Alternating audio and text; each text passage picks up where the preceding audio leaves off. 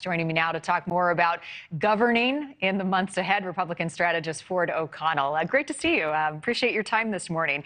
Okay, so the first thing I want to start with, we heard for the first time this morning from GOP leadership. This was a victory lap, no doubt. They were all smiling ear to ear, right, congratulating each other on the work over the weekend. Are we united right now? That's the question that many are asking about the Republican Party. They said, yes, we are. We became a team last week. Work has started. Are they stronger, having gone through the mess? Because they painted a pretty rosy picture of what was quite chaotic.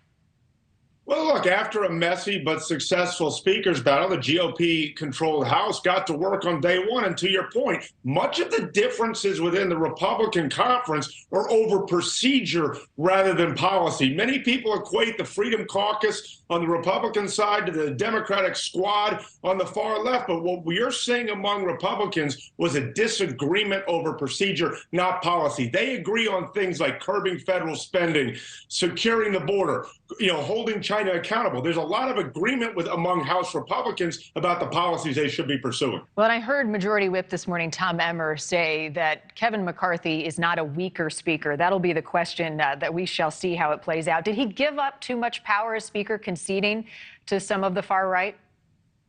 No, I don't think so. And here's why. Basically, you've had a consolidated speaker because over the last 100 years, only 17 of those years have we actually had a split in leadership between the House and the Senate. And what Republicans are saying is we made promises back home. We want to be able to have a say in the legislation that goes forward, not just allowing a handful of House leaders push bills up to the Senate. Matt Gaetz was on MIA this morning, and it struck me he is calling for more transparency, right? The scuffle between he and Rogers in the last couple of days. Is that a good thing to have more cameras in the chamber to watch legislation in action like we see in the British Parliament when some of the fights start? Well, yes, this is democracy as the founders intended it. A lot of media outlets call it chaos. I call it deliberation and negotiation. And frankly, it is always better when the American public can see how the sausage is being made, because then they will understand the nuances versus, say, talking points or media narratives. Let's talk about this rules package last night. They passed the bill to cut funding for the IRS, even though the nonpartisan Congressional Budget Office said it would add $114 billion to the federal deficit. Why were Republicans so eager on this one? Very simple.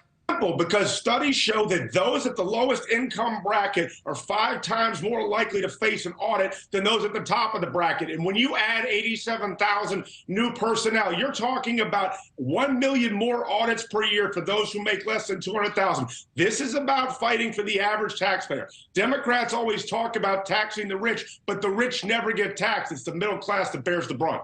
All right, Ford, I'm going to ask you to look into your political crystal ball now as we look ahead to 2024. And I want to play a soundbite from Florida Governor Ron DeSantis during his inauguration swearing in on January 4th and what it indicates about his political future. Let's play that for people at home. Florida's success has been made more difficult by the floundering federal establishment in Washington, D.C. This has caused many to be pessimistic about the country's future. Some even say that failure is inevitable. Florida is proof positive that we, the people, are not destined for failure. Does that sound like a bigger speech beyond Florida? Well, there's no question about it. I'm a Floridian, just so the audience knows, and I will tell you that the 2024 Republican presidential nominee is going to be Donald Trump or Ron DeSantis. And what Ron DeSantis is saying is that I turned Florida around, think about what I can do for the rest of America. And frankly, he's got a lot of policy victories on his side, and right now Florida is the epicenter of the Republican Party and seen in conservative circles is the beacon of freedom and the model going forward. All right, we shall see. Great to see you this morning, Republican strategist Ford O'Connell. Fun to chat. Thank you for watching. Go to newsnationnow.com to find NewsNation on your television provider. And don't forget to click the red subscribe button below to get more of NewsNation's fact-driven, unbiased coverage.